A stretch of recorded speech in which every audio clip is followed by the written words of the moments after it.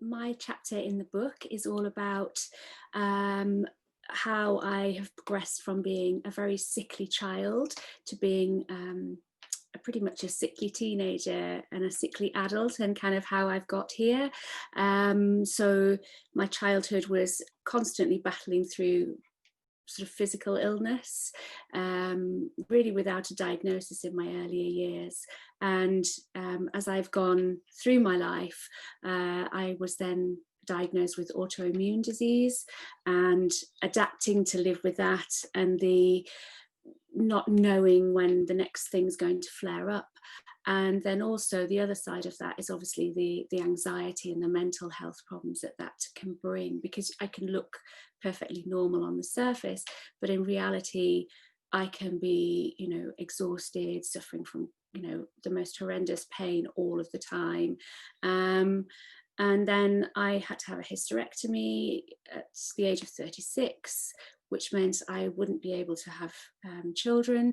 And I think all of this has a layering effect on you, and it can really dampen how you view the world, and how, for me, I was living my life. I just felt as though I was racing through it, trying to get somewhere, and wasn't really able to focus on what was coming next.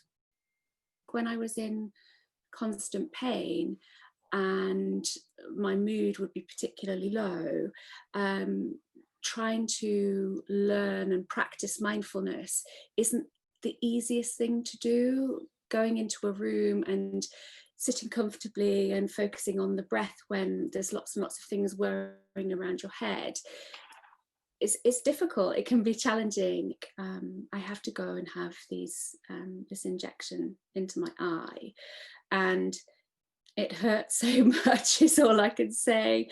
I'm back at the hospital tomorrow, woo! And I have to have another one potentially. But I think the first time I actually took my sketchbook in with me, it just made such a massive difference. I can just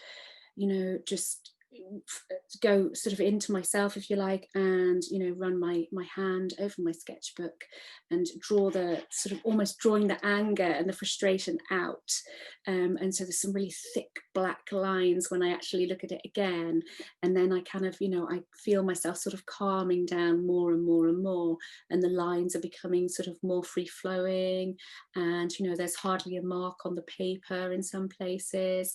And I calm myself down to the point of, it's just, I guess there's that sort of, it is going to hurt and I know it's going to hurt, but it's that kind of bale of hay piece as well.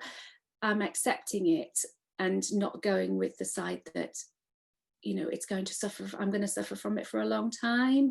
It's that kind of just thinking, this is just a necessary part of what I have to do. And, having another one hopefully will help the problem with my eye, and some of my vision may come back. It may not, but, I'm still able to function and I'm able to achieve a lot of things. And I think one of them is this co-author on this book.